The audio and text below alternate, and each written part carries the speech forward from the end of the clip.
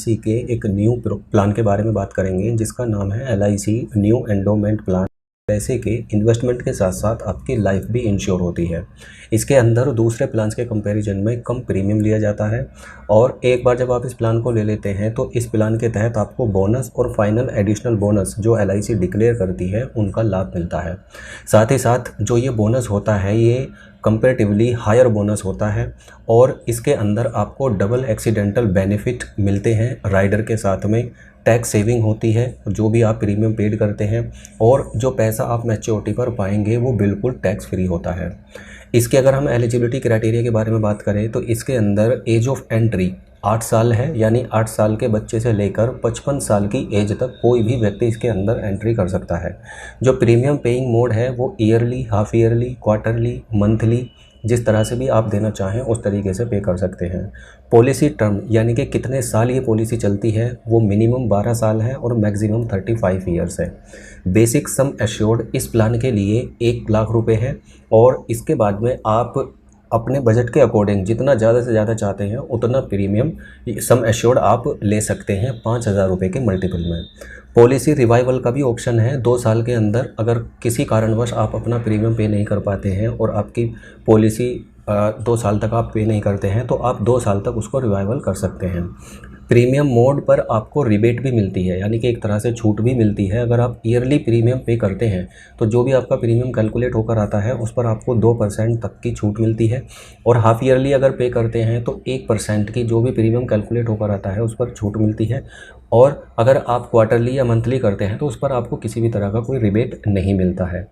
अब sum assured के according भी यहाँ पर रिबेट देखने को मिलता है। अगर आप 1,95,000 रुपये तक का सम एश्योर्ड लेते हैं तो उस पर किसी भी तरह का कोई भी रिबेट नहीं मिलता है।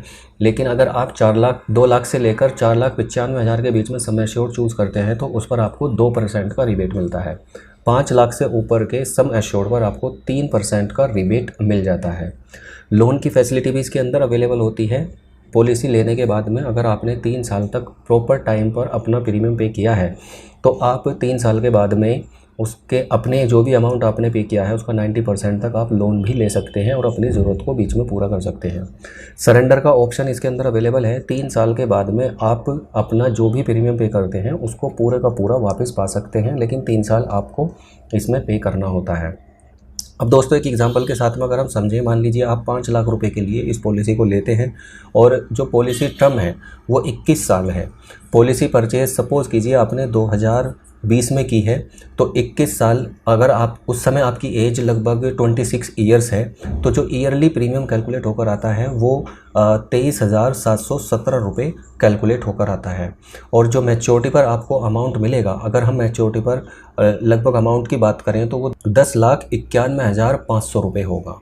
तो इस तरह से आप इस प्लान को लेने के बाद में सम एश्योर्ड के साथ साथ मैच्योरिटी पर सम एश्योर्ड के साथ साथ आप bonus plus final additional bonus का भी लाभ ले सकते हैं। अब इसके अंदर अगर हम बात करें एक्सीडेंटल लाइफ कवर की और नॉर्मल लाइफ कवर की, मान लीजिए आपने 2020 में इस पॉलिसी को परचेज़ किया, उस समय जो नॉर्मल कवर 5 लाख रुपए की अगर आपने पॉलिसी बाय की है तो उस स्थिति में आपको जो नॉर्मल लाइफ कवर मिलता है वो 5,24,000 का मिलता है।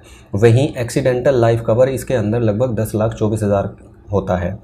ये अमाउंट धीरे धीरे बढ़ता जाता है। अगर हम 5 साल बाद की बात करें तो 6,20,000 रुपये आपका नॉर्मल लाइफ कवर हो जाता है और 11,20,000 रुपये आपका एक्सीडेंटल कवर हो जाता है।